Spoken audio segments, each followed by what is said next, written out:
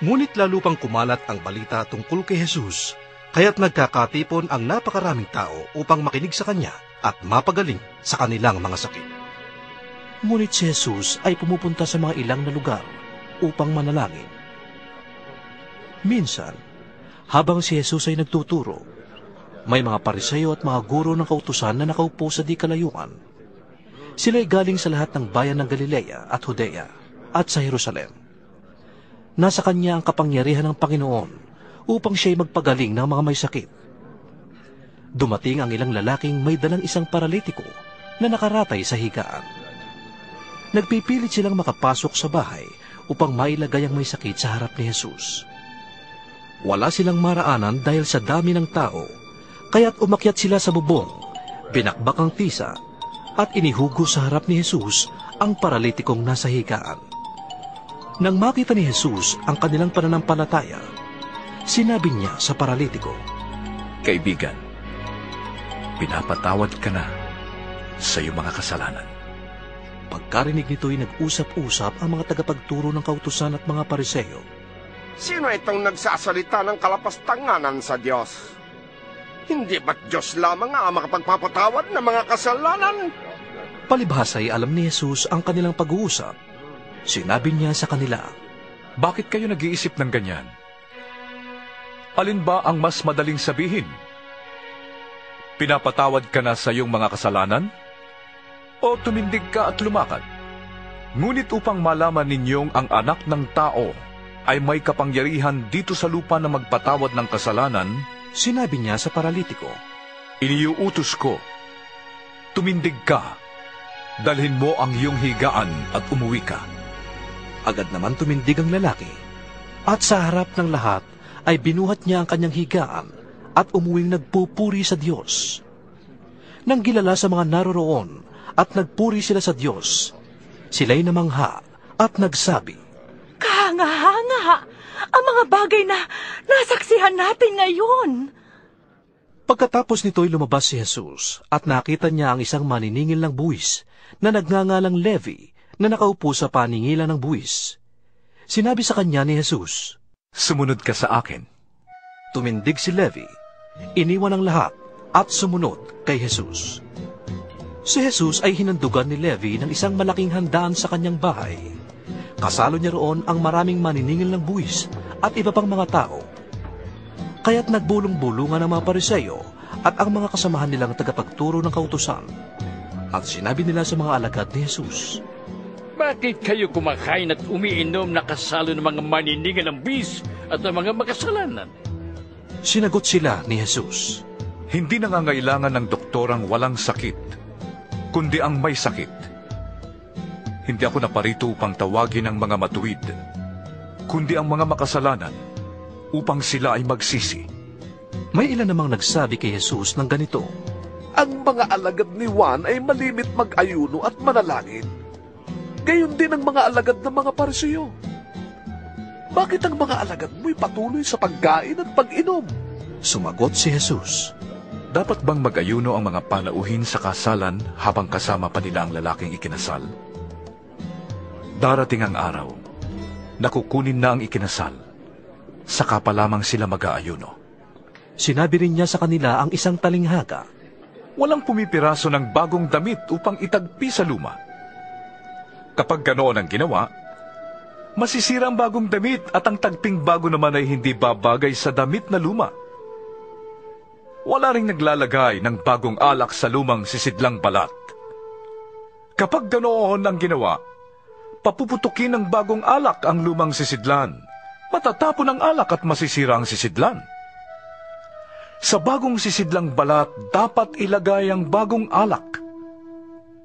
Wala ring magkakagustong uminom ng bagong alak kapag nakainom na ng lumang alak, sapagkat sasabihin niya, mas masarap ang lumang alak.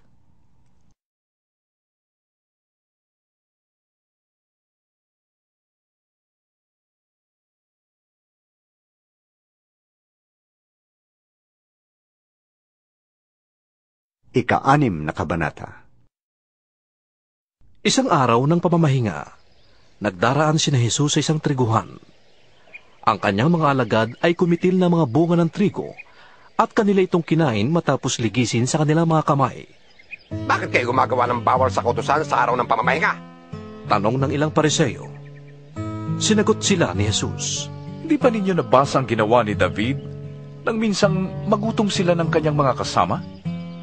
Di ba't pumasok siya sa bahay ng Diyos at kumain ng tinapay na handog na tanging mga pari lamang ang may karapatang kumain? Binigyan pa niya ang kanyang mga kasama. At sinabi pa ni Jesus, Ang anak ng tao ay siyang Panginoon ng araw ng pamamahinga. Isa pang araw ng pamamahinga, pumasok si Jesus sa sinagoga at nagturo. May isang lalaki roong paralisado ang kanang kamay. Sa hangad ng mga tagapagturo ng kautusan at Pariseo na magkaroon ng maipaparatang kay Jesus, binantayan nila si Jesus upang tingnan kung siya'y magpapagaling sa araw na iyon. Subalit alam ni Jesus ang kanilang iniisip, kaya't sinabi niya sa lalaking paralisado ang kamay. Halika rito sa unahan. Lumapit ang lalaki at tumayo nga roon. Pagkatapos, sinabi ni Jesus sa mga tagapagturo ng kautusan at Pariseo, Tatanungin ko kayo, alin ba ang naaayon sa kautusan? Ang gumawa ng mabuti o ang gumawa ng masama sa araw ng pamamahinga? Ang magligtas ng buhay o ang pumatay?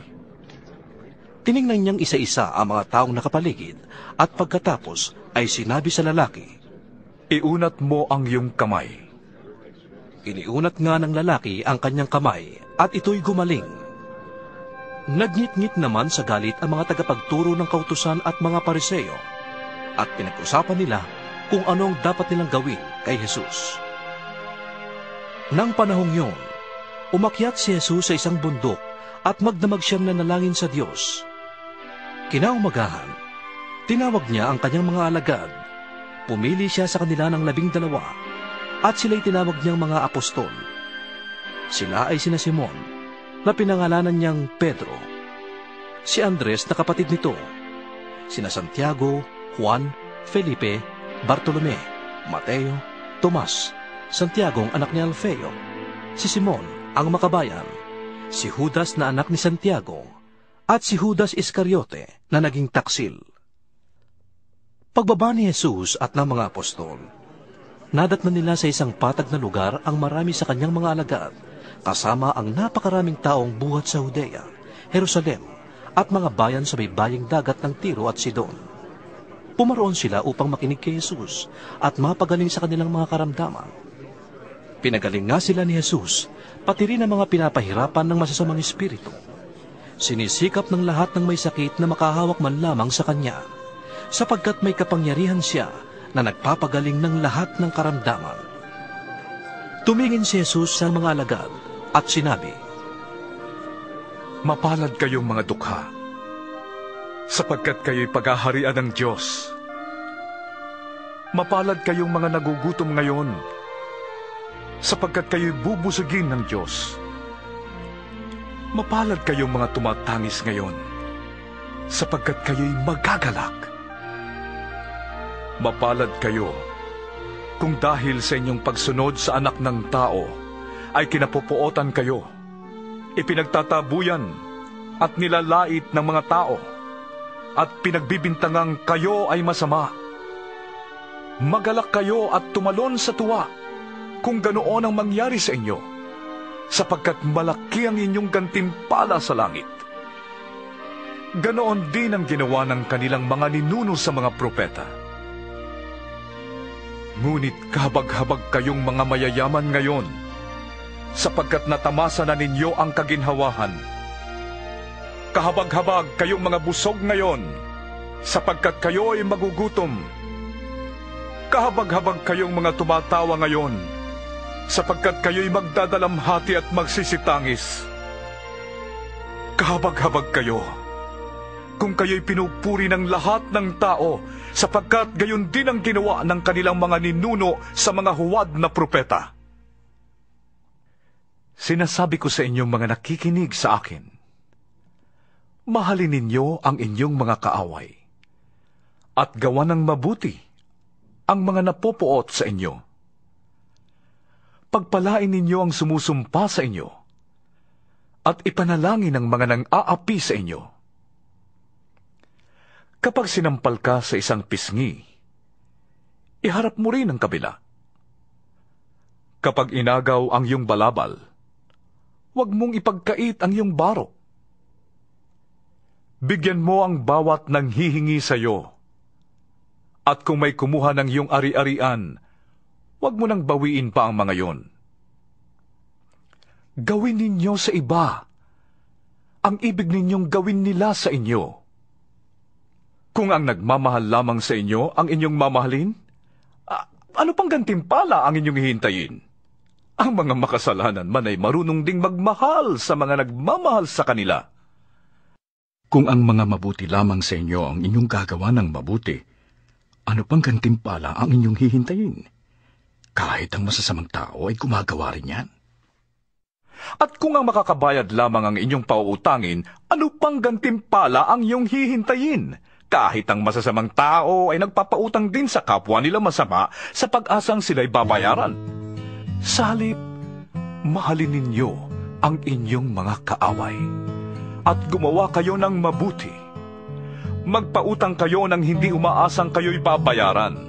Sa gayon, malaking gantimpala ang tatamuhin ninyo, at kayo'y magiging mga anak ng kataas-taasang Diyos, sapagkat siya'y mabuti kahit sa masasama, at sa mga hindi marunong tumanaw ng utang na loob. Maging mahabagin kayo, na gaya ng inyong ama. Huwag kayong humatol, at hindi kayo hahatulan. Huwag kayong magparusa at hindi kayo parurusahan ng Diyos. Patawarin ninyo ang inyong kapwa at kayo patatawarin din ng Diyos. Magbigay kayo at kayo bibigyan ng Diyos. Hustong takal, siksik, liglig at umaapaw pa ang ibibigay sa inyo. Sapagkat ang panukat na ginagamit ninyo sa iba ay siya ring gagamitin ng Diyos sa inyo. Tinanong sila ni Jesus ng patalinghaga, Maaari kayang mag-akay ang bulag ng kapwa bulag? Pareho silang mahuhulog sa hukay kapag ginawa nila ang ganon. Walang alagad na nakakahigit sa kanyang guro. Ngunit kapag lubusang naturuan, ang alagad ay makakatulad ng kanyang guro. Bakit mo napapansin ang puwing ng iyong kapatid? Ngunit hindi mo nakikita ang troso sa iyong mata. Paano mong masasabi sa iyong kapatid, Kapatid, hayaan mong alisin ko ang iyong puwing, gayong hindi mo nakikita ang trosong nasa iyong mata? Mapagkunwari. Alisin mo muna ang troso sa iyong mata nang makakita kang mabuti. Sa gayon, maalis mo na ang puwing ng iyong kapatid. Walang mabuting punong kahoy ang namumunga ng masama, at wala ring masamang puno ang namumunga ng mabuti. Nakikilala ang bawat puno sa pamamagitan ng kanilang bunga, sapagkat hindi nakakapitas ng igos sa matitinik na halaman o ng ubas sa mga dawag. Ang mabuting tao ay naglalabas ng mabuti mula sa kanyang pusong sagana sa kabutihan, samantalang ang masamang tao naman ay naglalabas ng masama mula sa kanyang pusong tigib ng kasamaan. Sapagkat kung ano ang nag-uumapaw sa puso, ay siyang sinasabi ng labi. Bakit ninyo ko tinatawag ng Panginoon, Panginoon? Gayong hindi naman ninyo tinutupad ang sinasabi ko. Sasabihin ko sa inyo kung ano ang katulad ng taong lumalapit sa akin, nakikinig ng aking mga salita, at nagsasagawa ng mga ito. Ang katulad niya ay isang taong humukay ng malalim at nagtayo ng bahay sa pundasyong bato. Nang bumaha at bumugso ang tubig sa bahay na yon, hindi na tinag ang bahay na itinayo, sapagkat matibay ang pagkakatayo nito. Ngunit ang nakikinig naman ng aking mga salita at hindi tumutupad nito, ay